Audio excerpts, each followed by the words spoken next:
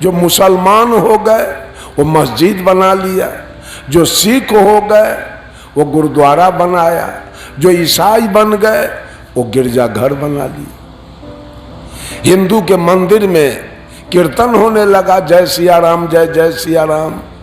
मुसलमान के मस्जिद में इबादत होने लगी, सिख के गुरुद्वारा में अरदास होने लगा, ईसाई के गिरजाघर में प्रार्थना होने लगी।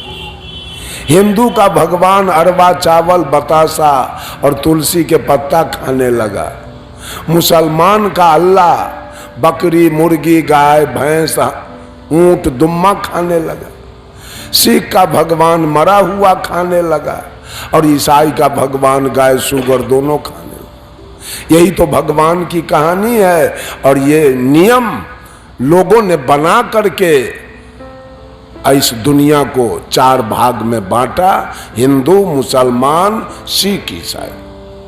हिंदू ने कुछ अपना नियम बनाया। हमारे मास्टर साहब कृष्णा मास्टर साहब कह रहे थे कि आप चले गए तो लोग कह रहा था कि ये लोग सनातन को नहीं मानते। सनातन है क्या? व्हाट इज सनातन? सनातन क्या है?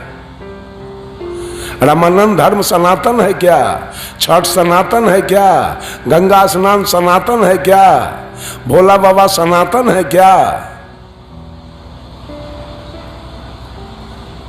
सनातन वही है जो था, है और रहेगा, वो सनातन है, शुरू से है और रहेगा वो, उसका नाम सनातन है। बंधुओं, आप हिंदू का मुख्य ग्रंथ रामायण महाभारत गीता सुख सागर वेद पुराण स्मृति उपनिषद, ये हिंदू के पक्ष का ग्रंथ है। इस ग्रंथ को मुसलमान कदापि मानने के लिए तैयार नहीं। और मुसलमान के पक्ष का ग्रंथ है कुरान, जब्बूर, इंजिल, तौरेत, हदीस। इस ग्रंथ को हमारा हिंदू मानने के लिए तैयार नहीं। सिख पक्ष के ग्रंथ है गुरु ग्रंथ, उसको हिंदू मुसलमान दोनों मानने के लिए तैयार नहीं है। और ईसाई पक्ष के ग्रंथ है बाइबिल, उसको ये तीनों मानने के लिए तैयार नहीं। हिंदू के पक्ष में है छठ, चकचंदा, सावनी घड़ी, जितिया, करवा चौथ, कर्मा धर्मा, होली, दिवाली, गंगा स्नान, विश्वकर्मा पूजा, सत्यनारायण पूजा, दुर्गा पूजा, काली पूजा, सरस्वती पूजा। इस पूजा को मुसलमान मानने के लिए, आपके नियम को मानने के लिए तैयार नहीं। अगर आपका नियम ये सही है, आपकी पूजा सही है, तो इसका कुप्रभाव तो मुसलमान पर पड़ना चाहिए, उसका तो सत्यानाश होना चाहिए। क्योंकि इस धर्म को मानने के लिए, इस नियम को मानने के लिए तैयार नहीं है, उसका तो खात्मा हो जाना चाहिए, उसका तो विकास रुक जाना चाहिए, उसके बेटा पोता को तो नौकरी नहीं होनी चाहिए। ऐसी कोई बात नहीं है। आप भी जी रहे हैं सुख से, वो भी जी रहा है। इसे लगता है कि आपका नियम भी पक्का नहीं है और उसका नियम भी पक्का नहीं है। आपने अपना नियम बनाया है और उसने भी अपना नियम बनाया। प्राकृतिक नियम पर आप दोनों नहीं है। अभी हमारे रामदास साहब प्राकृतिक नियम की चर्चा कर रहे थे। प्राकृतिक नियम है 4 रोटी खाना, और 6 रोटी खा लीजिएगा, प्रकृति तुरंत आपको दंड देगी और आपका पेट खराब हो जाएगा। प्राकृतिक नियम के अनुसार अगर हम चलते हैं, हिंदू मुसलमान सिख ईसाई चारों, तो कहीं झगड़ा है ही नहीं, कहीं भगवान की लड़ाई है ही नहीं, कहीं ईश्वर परमात्मा की लड़ाई है ही नहीं, बचेगा ही नहीं। लेकिन ये कृत्रिम नियम बनाया गया। पंडित लोग अपना नियम सत्यनारायण व्रत कथा का नियम बना लिया। मुसलमान लोग अभी रोजा रख रहा है, वह आपके नियम को नहीं माना और आपने भी उसके नियम को नहीं माना कि रोजा हम नहीं रखेंगे, ईद नहीं करेंगे, बकरीद नहीं करेंगे, कुर्बानी नहीं करेंगे, तजिया नहीं खेलेंगे, सुबरात नहीं करेंगे। तो आपका क्या बिगड़ गया? आपका बेटा मर गया, इससे क्या है? आखिर उसका बेटा मर गया, तीज नहीं करने से, छठ नहीं करने से उसका बेटा मर गया मुसलमान के, और रोजा नहीं रखने से आपका बेटा मर गया।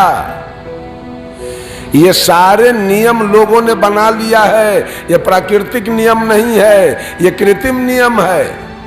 सिख अपना पूजा त्योहार अलग बना लिया और ईसाई भी अपना पूजा त्योहार अलग कर लिया है। किसी से किसी का मेल नहीं है। अगर हिंदू को कह दिया जाए फ्री, तो मुसलमान के मस्जिद में ही शुगर फेंक देगा, और हिंदू को फ्री कर और मुसलमान को अगर फ्री छोड़ दिया जाए तो हिंदू के मंदिर में ही गाय का रान फेंक देगा। सिख को अगर फ्री छोड़ दिया जाए तो ईसाई के गिरजाघर को जला के राख कर देगा, और ईसाई को फ्री किया जाए तो सिख के गुरुद्वारा को बुलडोजर से गिरा देगा। फिर भगवान किस घर में रहेंगे?